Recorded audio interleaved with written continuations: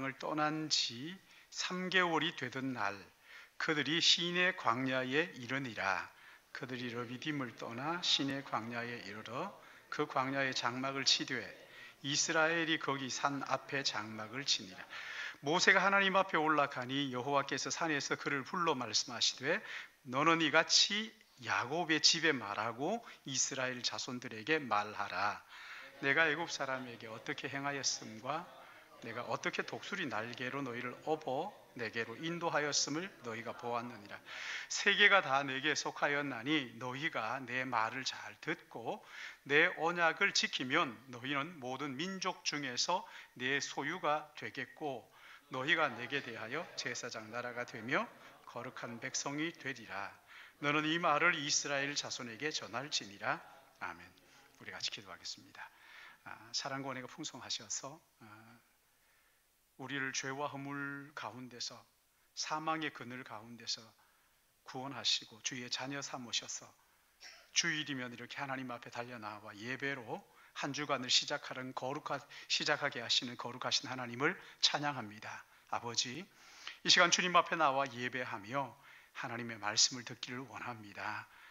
오늘 이 예배를 통해서 말씀하시는 하나님을 경험하게 하시고 말씀을 통하여 살아계신 하나님이 나를 만나주시고 내 삶의 연약하고 부족한 부분들을 깨닫게 하시고 또한 죄악들을 깨달아 회개하게 하시고 또한 연약한 부분들을 격려하시고 위로하시는 살아계신 하나님을 말씀 듣는 동안 만날 수 있도록 인도하여 주시어서 아버지 하나님, 거룩하신 하나님 앞에 참 추한 저희들이 겸손하고 겸허하게 말씀 앞에 서게 하여 주셔서 이 시간 하나님의 진리의 말씀으로 치유와 회복이 우리 안에서 일어나며 말씀을 들을 때 하나님의 음성을 듣는 귀한 시간 되도록 인도하여 주시옵소서. 성령 하나님께서 우리를 붙들어 주실 것을 바라옵고 주님 앞에 의탁하며 예수님의 이름으로 기도드리옵나이다. 아멘. 몇 주 전, 그러니까 2주 전입니까? 우리 교회 장로님 가정에서 결혼식이 있었는데 처음 시작은 조금 마음이 안 들었어요. 근데 진행이 될수록 그 분위기가 얼마나 따뜻하고 또 푸근한지 제가 와서도 기도하면서 참 너무 좋다라는 생각을 하다가 예수님이 가셨던 그 가나 혼인잔치가 이랬겠다 하는 생각을 하면서 제 마음속에 웃음이 가득한 거예요. 너무 감사하고 너무 행복하고 너무너무 좋은 거예요. 예수님 계신 그 결혼식장이 이러지 않았을까? 물이 떨어졌을 때 포도주가 떨어졌을 때 물로 포도주를 만들어서 제공하면서 이건 지금까지 나온 포도주보다 훨씬 더 좋은 포도주를 이렇게 나중에 가지고 왔느냐고 하는 그 결혼식 분위기. 여러분, 이 결혼식이 예전하고는 참 많이 다르더라고요. 그렇죠? 많이 달라졌어요. 옛날에 그 어떤 그 형식이나 거칠애나 이런 데서 벗어나서 참 너무 실제적인, 우리 젊은이들 참 잘한다 이런 생각이 드는데, 그런데 여러분, 이 결혼식의 핵심이 뭐예요? 결혼식의 핵심은, 가장 중요한 핵심은 두 남녀가 평생 함께 하겠다고 일가 친척들 앞에서 서약하는 언약이에요. 언약. 그러니까 이 결혼식에 언약이 빠져버리고 나면 안고 없는 찐빵인 거죠. 아무짝에 쓸모없는 거예요. 지금 여기 이스라엘 백성들은 애굽의 손에서 벗어나서 3개월이 지난 시점에 시내산 광야에 도착을 했습니다. 그리고 그 산 앞에 천막을 쳤어요. 그때 하나님께서 지도자 모세를 시내산으로 부르셨어요. 모세가 하나님 앞에 올라갑니다. 오늘 여기 이 본문의 핵심은 5절 말씀이에요. 19장 5절 우리 같이 한번 읽어볼까요? 19장 5절 시작. 세계가 다 내게 속하였나니 너희가 내 말을 잘 듣고 내 언약을 지키면 너희는 모든 민족 중에서 내 소유가, 6절까지 너희가 내게 대하여 제사장 나라가 되며 거룩한 백성이 되리라. 너는 이 말을 이스라엘 자손에게 전할지니라. 여러분, 이 말씀이 5절 6절이 언약이에요. 언약. 하나님과 이스라엘 백성이 맺는 언약이죠. 이 언약은 결혼식이라는 말로 바꾸어서 할 수도 있어요. 하나님께서 이스라엘 백성들과 지금 결혼 언약을 맺으시는 거예요. 남녀 두 사람이 결혼을 하면 여러분 그전에도 사랑하니까 결혼을 하는 거잖아요. 근데 결혼하기 전에도 사랑했지만 결혼한 이후에는 정말 보호하고 돌봐주고 서로 책임감 있게 지는 사랑으로 그렇게 서로 사랑하는 사랑의 새로운 차원으로 들어가는 거잖아요. 지금 여기 이스라엘 백성들은 전적인 하나님의 은혜로 애굽에서 탈출을 했어요. 그리고 애굽에서 탈출한 뿐만 아니라 하나님께서 그들과 지금 결혼 언약을 맺으시면서 하나님이 말씀하시는 거예요. 내가 네 남편이 되고 내가 너의 아버지가 되고 내가 너의 하나님이 되어서 너희를 보호할 것이다. 약속을 하고 계신 거예요. 하나님과의 이스라엘 관계를 결혼 언약의 관계로 그렇게 지금 보여주고 있는 것이죠. 하나님이 이스라엘 백성들을 언약을 맺으심으로 나는 너희의 너희는 나의 백성이 되고 나는 너희의 하나님이 되리라. 내가 너희를 보호하겠다, 지키겠다 하는 그 강력한 의지를 결혼 언약을 통해서 이스라엘 백성들에게 보여주신 거예요. 여러분, 그리고 이 언약, 시내산에서의 이 결혼 언약, 이 언약을 이스라엘의 역사의 위기의 순간이 올 때마다 다시 소환하고 또 다시 소환하는 것을 볼 수가 있어요. 이스라엘 백성들이 하나님과의 이 언약을 잘 지키면 복을 받을 것이지만 그런데 이 언약을 깨트렸을 때는 언제든지 하나님께 다시 이 시내산 언약을 떠올리게 하십니다. 다시 이 시내산 언약을 다시 소환해서 그들의 삶의 태도를 다잡도록 인도하시는 것이죠. 여러분, 이스라엘 역사를 살펴보면 자주자주 하나님께서 이 언약을 소환하는 것을 볼 수가 있어요. 무슨 말씀입니까? 이스라엘 백성들이 그만큼 이 언약을 지키지를 못하고 깨트린 때가 많았다는 거예요. 우리는 어떻습니까? 여러분, 결혼 언약 잘 지키고 계십니까? 우리도 마찬가지잖아요. 우리 하나님의 전적인 은혜로 구원받은 하나님의 백성들입니다. 그의 아들 예수 그리스도의 십자가의 공로로 죄와 사망에서 구원을 받았잖아요. 그리고 어떤 때, 어느 순간에 예수님을 믿고 어느 순간에 하나님 앞에 나는 하나님이 나의 왕이십니다. 하나님이 나의 주인이십니다. 내가 죽고 내 안에 그리스도께서 사십니다 하면서 하나님과 그 언약을 맺으셨잖아요. 더 이상 내가 나를 위하여 살지 않고 내 욕심을 위하여 살지 않고 하나님의 영광을 위하여 살겠습니다 라는 언약을 체결을 한 거예요. 그래서 시간이 지나면서 이 언약이 점점점 희미하게 퇴색되어져 갑니다. 그럴 때마다 하나님은 또 다시 어떤 사건들을 통해서 자녀가 되었든지 건강이 되었든지 직장이 되었든지 어떤 사건을 통해서 다시 또 그 언약을 떠올리게 하시고 다시 또 돌이키도록 하시는 것입니다. 아, 그때 내가 하나님 앞에서 이렇게 살겠다고 약속했는데 내가 이걸 잊어버리고 내 마음대로 살았구나. 주님, 내 건강 나의 것이 아닙니다. 하나님의 영광을 위하여 건강을 사용하겠습니다.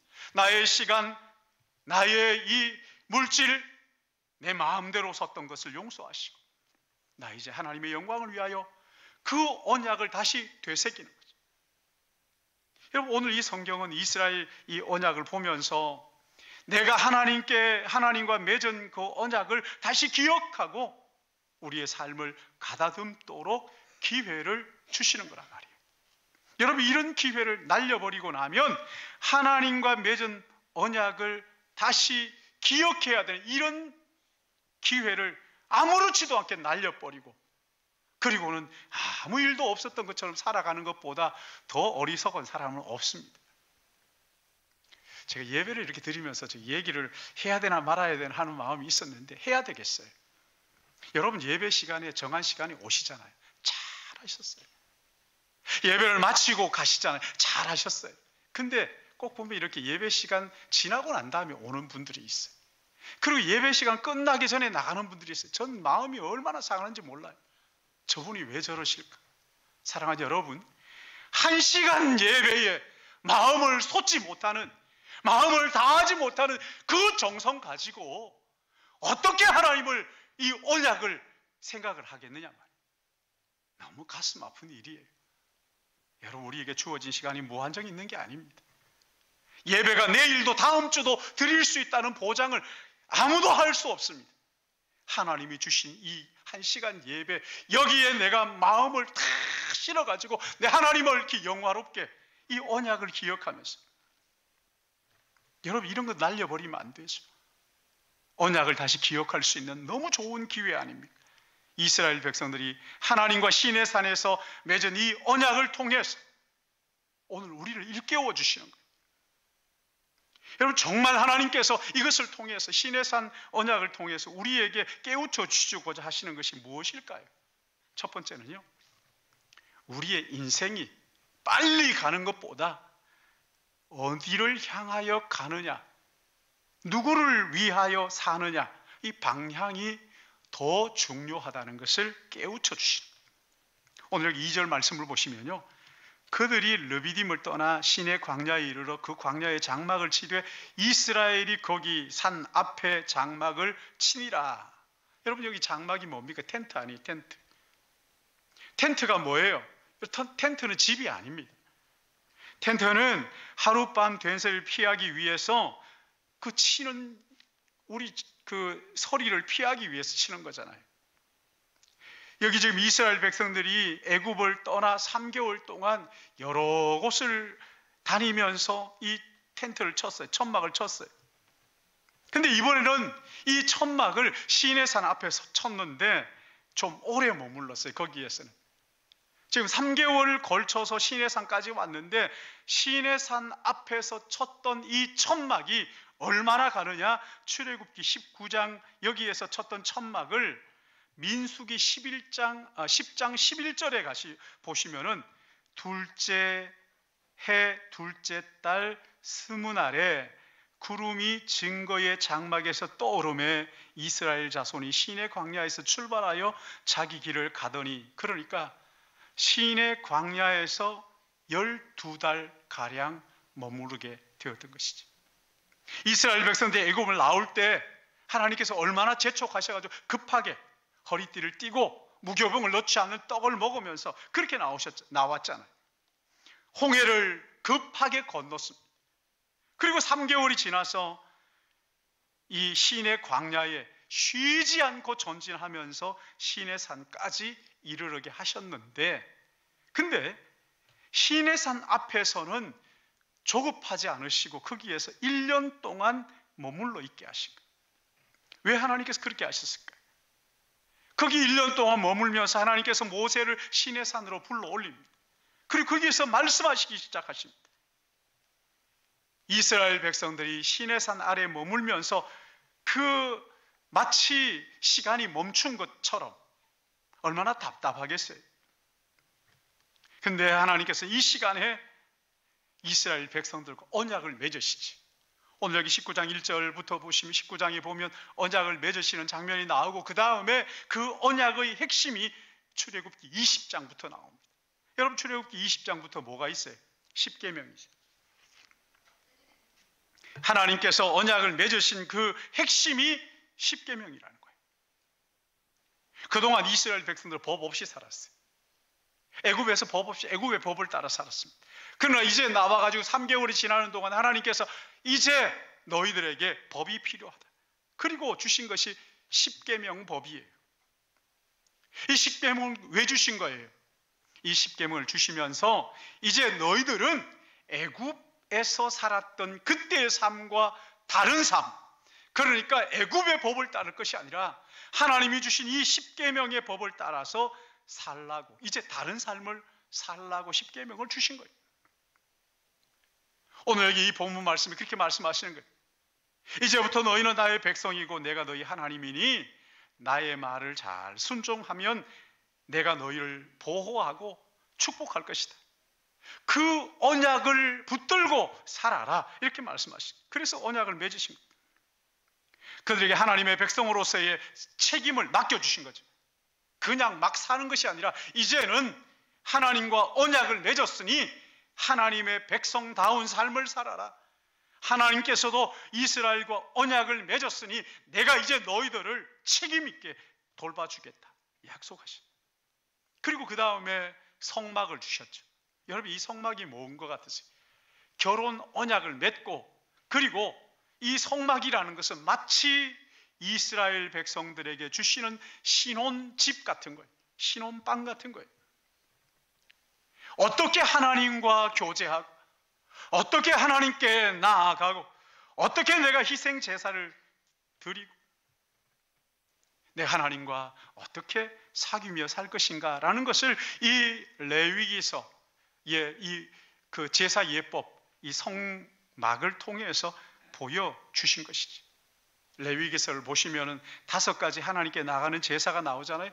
번제, 소제, 화목제, 속제제, 속건제, 5가지의 제사를 가지고 하나님 앞에 어떻게 나가는가를 상세하게 말씀을 하시죠. 출애굽한 이스라엘 백성들, 출애굽부터 시내산 올 때까지 쉬지 않고 몰아붙였는데 시내산 앞에 이르자 거기에서 1년을 머물도록 하셨단 말이에요. 여러분, 왜 그렇게 하셨다고요?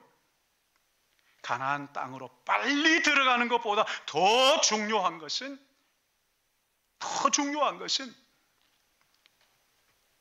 정확한 방향, 삶의 빠르기보다 방향이 훨씬 더 중요하다. 이것을 일깨워 주시기 위해서.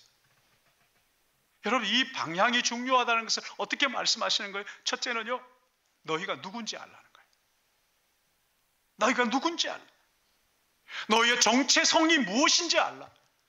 너희는 함부로 막 살아도 되는 사람들이 아니라 하나님과 언약을 맺은, 하나님과 결혼 언약을 맺은 그런 하나님의 백성들이라고 그 분명하게 깨우쳐 주신 거예요. 그리고 너희가 어느 방향으로 가고 어떻게 살아야 되고 왜 부름을 받았고 왜 가나안 땅에 들어가고 하는 그 목적을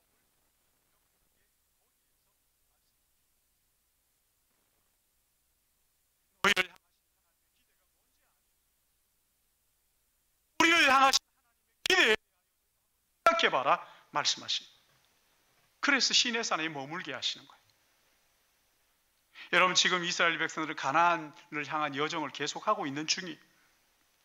그러나 이 사람들은 왜 우리가 가나안 땅으로 가야 하는지, 또 어떻게 가야 하는지, 그 가나안 땅에 들어가서 어떻게 살아야 하는지, 무엇을 해야 하는지 도무지 배우질 않았어요. 그래서 하나님은 시내산에서 그들이 가야 할 방향을 알려주시고 어떻게 살고 무엇을 해야 되고 하는 것들을, 그 기준을 시내산에서 정해주신 거예요. 예수님도 마찬가지. 예수님 마지막 십자가를 앞에 놓고 계실 때 제자들이 두려워서 근심에 쌓여가지고 떨고 있잖아요. 그때 예수님이 요한복음 14장 6절에 이렇게 말씀하시죠. 내가 곧 길이요 진리요 생명이니 나로 말미암지 않고는 아버지께로 올 자가 없느니라. 무슨 말씀입니까? 3년 동안 예수님께 배웠지만 무엇을 위하여 살아야 되며 어떻게 살아야 되는지 이 제자들은 아직 모르고 있는, 이 땅에서 제자로 산다는 것이 무엇인지를 모르고 있는 그들을 향해서 주님이 주시는 말씀, 날 따라와. 내가 한 것을 보고 내가 한 것을 따라오면 되는, 내가 곧 길이요 진리요 생명이라고 말씀하신 것이죠. 다른 말로 하면요, 너희가 얼마나 빨리 이루느냐 그거 중요한 게 아니라고. 더 중요한 것은 바른 방향, 우리가 어디를 향하여 갈 것인가, 이게 중요하다는 것이지. 그 미국에서 참 재미난 일이 있었는데요. 미식 축구가 아주 미국 사람들이 열광을 하잖아요.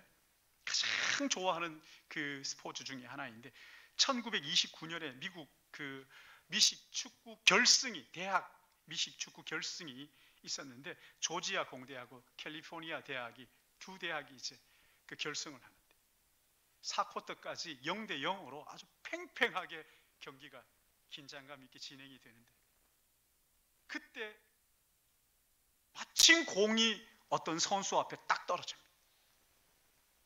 공을 딱 낚아채고 보니까 눈앞에 아무도 없어요. 아무도 보이지 않는 거예요. 그래서 냅다 뛰기 시작합니다. 눈 감고 막 젖먹던 힘을 다해서 뛰니까 한참을 뛰어가지고 한 60m를 뛰었는데, 옆에 있는 어떤 사람이 자기한테 소리를 치는 거예요. 반대로 지금 거꾸로 막 자기 편에게 막 쫓아가고 있는, 자살골을 넣는 거예요. 자살골을. 결국 그 선수 때문에 결승에서 패하고 말았어요. 여러분, 열심히 사는 것, 열심히 뛰는 것 좋아요. 그러나 그보다 더 중요한 것은 내가 지금 바른 방향으로 달려가고 있는가, 내가 지금 바르게 뛰고 있는가, 올바른 방향으로 가고 있는가, 여러분 이걸 살펴봐야 되는 것이죠. 바울도 그러잖아요. 나는 다름질하기를 향방 없는 것 같이 아니하고 싸우기를 허공을 치는 것 같이 한다. 우리의 삶의 방향, 목적, 내가 무엇을 위하여 살아야 하고 어떻게 살아야 할 것인가를 생각하고 기도하라는 거예요. 하나님께 물어보라. 그렇지 않으면 여러분 우리의 수고가 헛될 수 있다. 허무해질 수가 있다는 거예요. 내가 지금 가고 있는 이 삶의 방향이 정말 옳은가? 하나님 아버지, 하나님께서 내게 맡겨주신 이 사명이 바른 거 맞습니까? 내가 이렇게 사는 게 맞습니까? 우리의 인생의 신의 산 앞에서 다시 생각할 줄 알아야 되는 거예요. 가만히 간혹 보면은 어떤 사람들은요, 정말 열심히 뛰는데 거꾸로 뛰는 사람들이 참 많이 있어요. 그리고 마지막에는 꼭 후회합니다. 그리고는 하는 말이 뭐냐면, 하나님 왜 이렇게? 아닙니다. 여러분 신의 산 앞에 서셔야 돼요. 그리고 내가 정말 바르게 살고 있는가? 내가 지금 바른 방향으로 가고 있는가? 내가 누구를 위하여 시간을 사용하고 누구를 위하여 물질을 사용하는지를 여러분 다시 고민하고 기도하고 하나님 앞에 물어봐야 돼요. 그리고 또 하나 있습니다. 이 신의 산의 언약, 다시 기억해야 될 중요한 이유가 뭐냐면, 이스라엘을 지금까지 인도하신 그 하나님을 믿고 신뢰하고 그 하나님 앞에 나의 미래를, 장래를 맡겨드리라는 거예요. 여기 3절 말씀을 보시면, 모세가 하나님 앞에 올라가니 여호와께서 산에서 그를 불러 말씀하시되, 너는 이같이 야곱의 집에 말하고 이스라엘 자손에게 말하라. 내가 애굽 사람들에게 어떻게 행하였음과 내가 어떻게 독수리 날개로 너희를 업어 내게로 인도하였음을 너희가 보았느니라. 하나님께서 이스라엘 백성들을 그 애굽에서 불러내시고 3개월 동안 광야길을 걷게 하신 것을 뭐라고 표현을 하냐면, 독수리 날개로 업어 인도하셨다, 이렇게 말합니다. 여러분 독수리 얼마나 아십니까? 여러분 이 독수리는요, 독수리 둥지 어디에 트는지 아시죠? 아무데나 틀지 않잖아요. 깎아지른 그 절벽, 그 높은 곳에다가 그 둥지를 틉니다. 거기에 알을 넣고 새끼가 태어나면요, 부천히 먹여서 어느 정도 시간이 지나면 그 둥지를 다 흩어버립니다. 포근하던 그 둥지를 다 흩어버려요. 그리고는 이 어미가 새끼를 자꾸 내모는 거예요. 그 벼랑 끝으로 막 밀어내는 거예요. 그럼 이게 견디지를 못하고 나가잖아요. 그러다가 떨어집니다. 날지를 못하니까 막 땅으로 막 곤두박질 치는 거예요. 그러면은 어미가 날개를 치면서 쳐다보고 있다가 이게 땅으로 곤두박질 칠 쯤에 독수리가 180km라고 180km 달려와가지고는 그 새끼를 등에 업고 다시 하늘로 쫙 공중으로 올라가는 거예요. 올라갈 때는 막 새끼가 좋아가지고 역시 막 그러다가 다시 또 꼭대기에 올라가서 탁 떨어뜨려버려요. 다시 또 떨어지는 거죠. 여러분 이거 한두 번이 아닙니다. 수백 번 그렇게 합니다. 그러는 동안에 이 새끼가 날개짓을 하다가 날개에 힘을 얻고 드디어 이제 창공을 날아오기 시작합니다. 여러분 이게 한두 번 할 때는 얼마나 원망하겠어요. 독수리 새끼가 나라고 생각하면은 그 올라갈 때는 언제고 왜 떨어뜨리느냐고. 그냥 이게 말을 못하니까 망정이지, 만약에 말을 한다 그러면 아마 세상 시끄러울 거예요. 그렇지 않겠어요? 엄마 그럴 줄 알았어. 나 주워 온 뭐 별의별 소리를 다 원망하고 불평하고 하지 않겠어요? 떨어뜨리다 다시 또 채워 올라가고. 그러는 동안에 부모와 그 새끼 사이에 신뢰가 생기는 거예요. 우리 아버지는 내가 낭떠러지에서 떨어져 가지고 땅에 곤두박질 쳐 죽기를 원하시는 것이 아니라 내가 활활 창공의 제왕으로 날기를 원하시는. 그래서 내가 땅에 곤두박질 칠 동안 날개짓 하지만 난 죽진 않아. 아버지 다시 또 데리고 올라가실 거야. 신뢰가 생기는 거야. 그리고 어느 순간에 이 날개에 힘을 얻어가지고 그 창공을 활활 나르는 그 새들의 제왕이 돼. 여러분, 하나님이 이스라엘 백성들을요 닭처럼 키우기를 원하지 않으시는 거예요. 독수리 새끼는 독수리. 그래서 그 광야길을 인도하시면서 훈련하시는 거예요. 떨어뜨리시고 다시 올라가시고 떨어뜨리시고, 언제까지? 날아오를 때까지. 하나님께서 홍해를 건너게 하시고 마라의 쓴 물을 마시게 하십니다. 먹을 양식이 떨어지게 하시고 물이 떨어지게 하시고, 더러는 아말렉 같은 이런 나라가 전쟁하게 하시면서 하나님 우리를 그렇게 훈련하십니다. 하나님이 지금까지도 인도하셨는데 앞으로도 동일한 방법으로 이스라엘을 인도하시는 것처럼 우리를 인도하시는 것을 믿으시기 바랍니다. 40년 광야의 여정을 마쳤을 때 신명기 32장 10절에 이렇게 말씀하셔요. 여호와께서 그를 황무지에서 짐승을 부르짖는 광야에서 만나시고 호위하시며 보호하시며 자기 눈동자같이 지키셨도다. 마치 독수리가 자기 보금자리를 어지럽게 하며 자기 새끼 위에 너풀거리며 그의 날개를 펴서 새끼를 받으며 그의 날개 위에 그것을 업은 것 같이 여호와께서 홀로 그를 인도하셨고 그와 함께한 다른 신이 없었도다. 하나님이 이스라엘 백성들을 약속하신 것처럼 그렇게 인도하셨다고 고백을 하고 있는 것이죠. 그러니까 여러분, 하나님께서 이 시내 산의 언약을 기억하라 하는 것은 내 삶을 인도하신 그 하나님께 신뢰하고 내 미래를 맡기라, 그렇게 도전하고 계시는 것이란 말이죠. 예전에 여기 앉아있는 우리 둘째가요,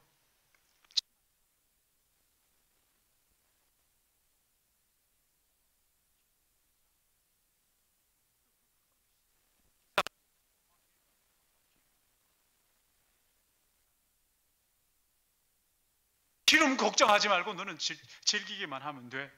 그런 걱정을 아빠가 하는 거지. 네가 뭘 그걸 해. 이거 돈을 벌어서 낼 거야 뭐야. 그거 아빠가 다 하는 거야.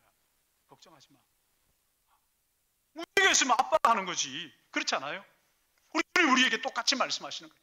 막 걱정 근심하면서 기름 어떻게 해요? 이렇게 하는 우리에게, 야, 그건 내가 걱정하는 거지. 야, 하늘 나는 새를 봐라. 들의 백합화를 봐라. 염려하는 거 맞냐? 내가 먹이고 아물며 너희가 보냐?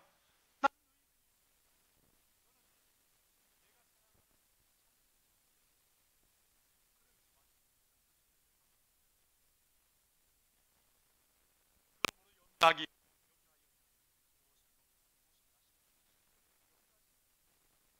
다 너희 하늘 아버지께서 이 모든 것이 너희에게 있어야 할 줄 어떻게 해요? 아시느니라. 아멘.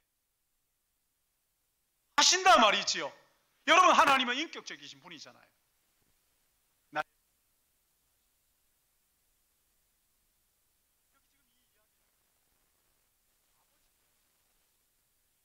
내가 너희 아버지이잖아. 근데 왜 애비 없는 자식처럼 그렇게 불안해하고 그렇게 염려하고 근심 걱정하느냐? 내가 너희 아버지고 너희 아버지는 전능하신 하나님이지 않느냐? 내가 너희를 책임질 거야. 그동안도 내가 너희를 앞으로도 내가 너희를 인도할 거야. 그러니 신뢰하고 맡겨라고 시내산 앞에서 우리에게 도전하시는 거예요. 이 하나님의 음성을 들으시기 바랍니다. 마지막으로 한 가지 더 있어요. 시내산 언약을 주신 이유는요, 우리의 사명을 일깨워 주시, 사명을 따라 살아라 이렇게 말씀. 5절 6절 우리 같이 한번 읽어볼까요? 5절 6절 시작.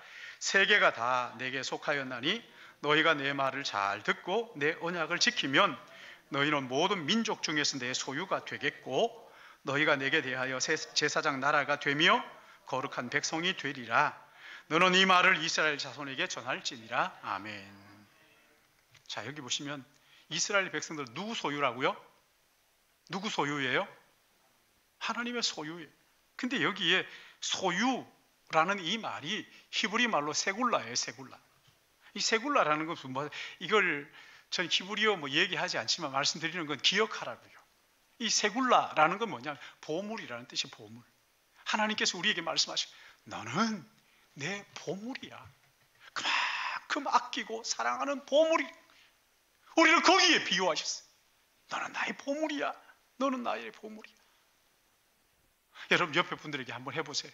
당신은 하나님의 보물입니다. 여러분 집에 가셔가지고 오늘 꼭 하셔요. 자녀들에게 얘야 너는 하나님이 내게 주신 보물이야. 보물이야. 수시로 하셔야 돼요. 수시로 하셔야 돼요. 자녀가 어떻게 공부를 잘하든 못하든 똑똑하든 아니든 이게 말을 듣든 안 듣든 상관없어요.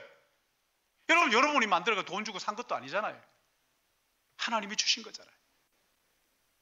야 너는 말이야 내 말을 죽으라고 안 듣는데 그래도 하나님은 내게 네가 하나님이 나에게 주신 보물이래 글쎄 이렇게 하라고요.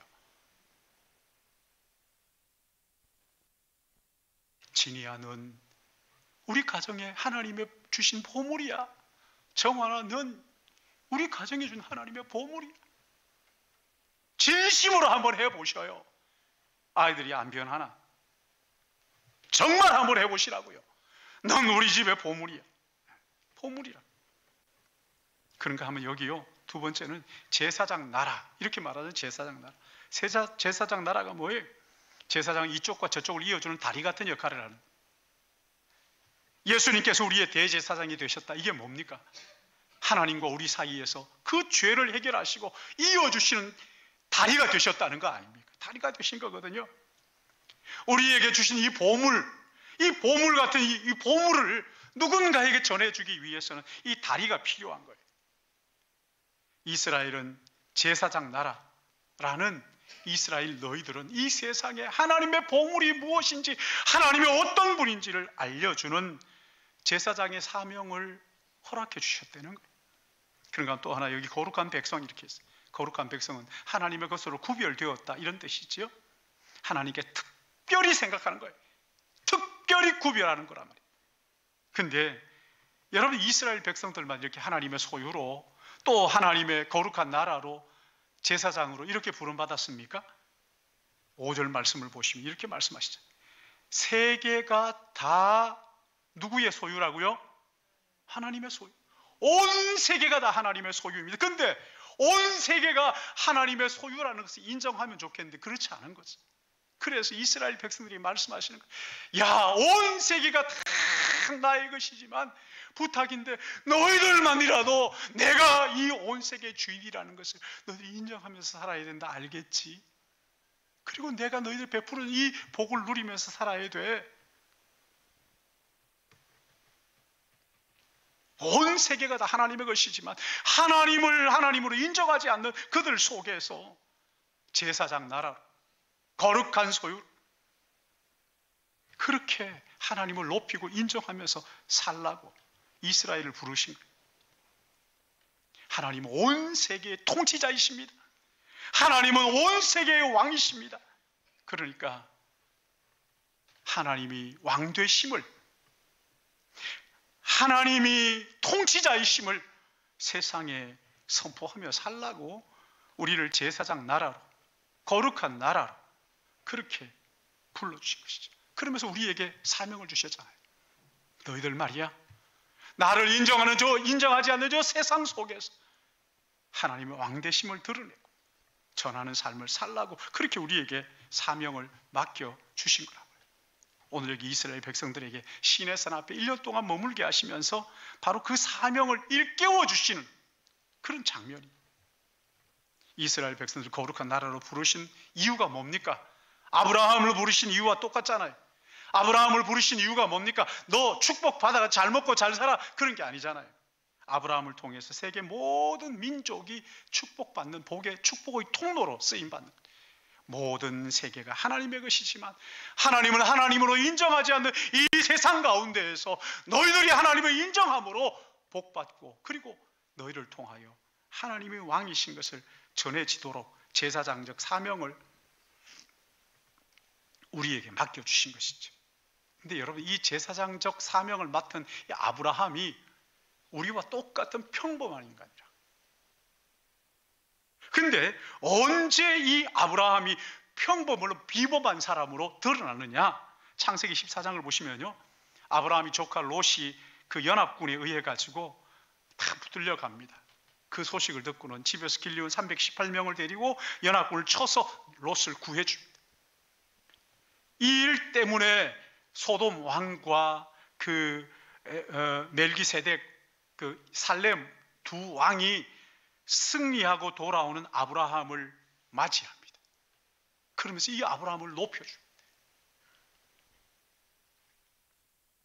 여러분, 아브라함 전쟁 안 해도 돼요. 뭐 자기가 전쟁해가지고 어떻게 될지 모르는데 거기 가서 싸울 이유가 뭐가 있어요? 제사장적 사명을 감당하는 거예요. 하나님께서 그 아브라함에게 제사장적 사명을 주셨기 때문에 희생을 감수하고 달려가서 전쟁을 하는 거예요. 그런가 하면 또 하나 있어요. 창세기 19장 29절 보시면은 결국 이 소돔과 고모라 성이 망하잖아요. 그때 하나님이 그 지역의 성들을 멸하실 때, 곧 롯이 거주하는 성을 엎으실 때 하나님이 아브라함을 생각하셔서 롯을 그 엎으시는 중에서 내보내셨더라. 아브라함에게 기도의 제사장적 사명을 감당하도록 그렇게 해주셨다. 기도의 사명. 하나님께서 그 제사장적 사명을 감당하는 아브라함의 기도를 들으시고 롯을 건져주셨다, 이렇게 말씀합니다. 더 놀라운 일이 창세기 20장 17절에 나오는데요, 그랄 왕이 아브라함을 초청해서 기도를 받습니다. 그 아내 때문에 이런저런 일들이 일어나고 난 다음에 하나님께서 그 그랄 왕의 집안에 태를 닫으셨어요.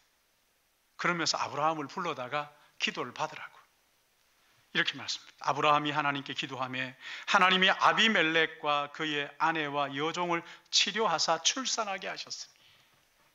참 별 볼 일 없는 것 같은 아브라함을 하나님께서 제사장적 사명을 허락하시고, 그리고 그 사명을 감당하기 위해서 기도할 때 하나님 그를 아비멜렉 앞에서 비범하게 높여주신다. 그의 기도를 들으시고 여종과 아내를 치료하시고 출산하게 하는 이런 엄청난 일.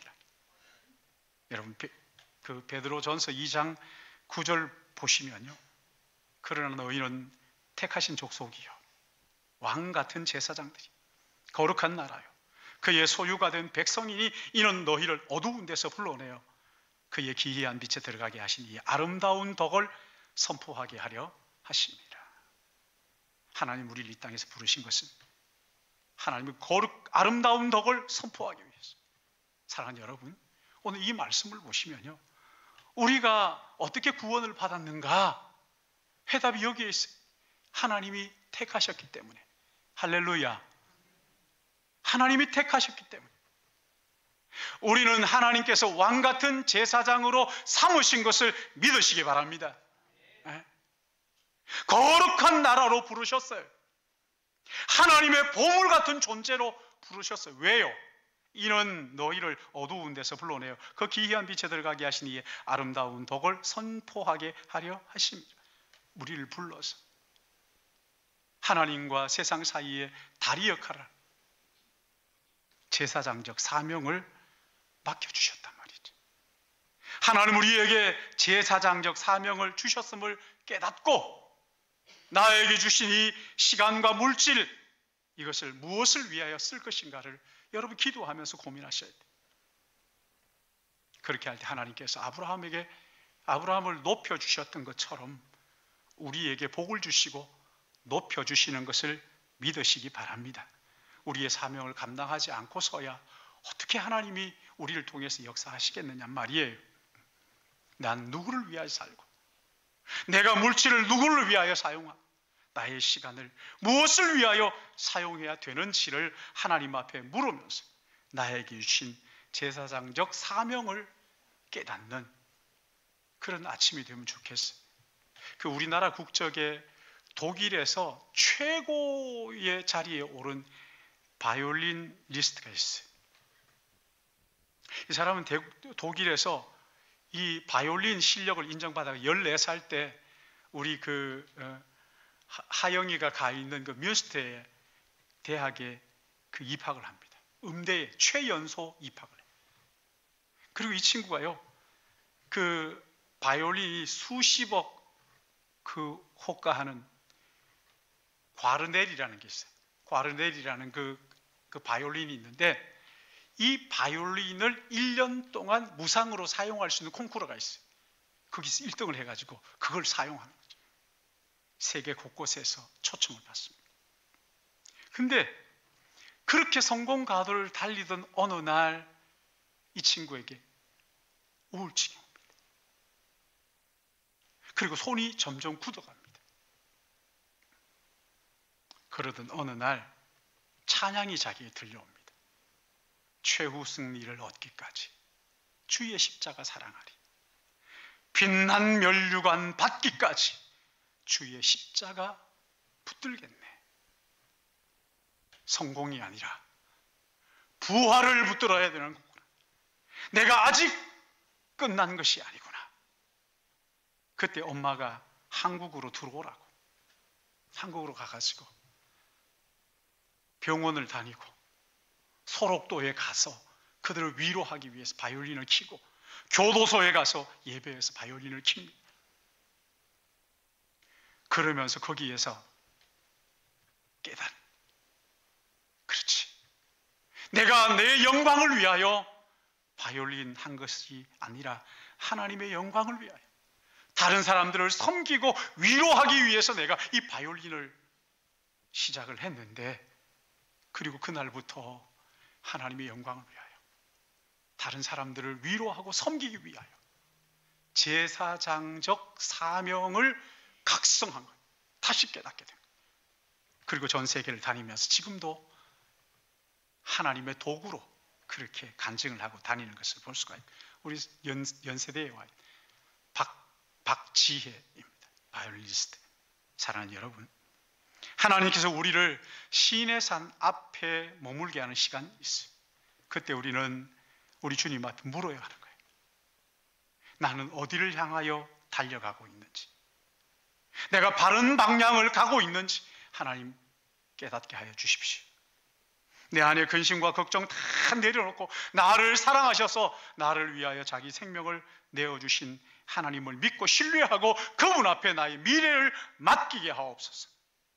그리고 주님께서 저에게 맡겨주신 제사장적 사명이 무엇인지, 내가 어떻게 살아야 하는지, 무엇을 위하여 살아야 하는지 이것을 깨닫게 하여 주셔서 하나님을 영화롭게 하는 영광스러운 주님의 도구로 살기를 원합니다. 이렇게 기도하는 이 아침이 되시기를 주님의 이름으로 축복합니다. 거룩하시고 자비로우신 아버지 하나님, 한 번뿐인 우리의 인생, 이제 얼마 남지 않은 분도 계시고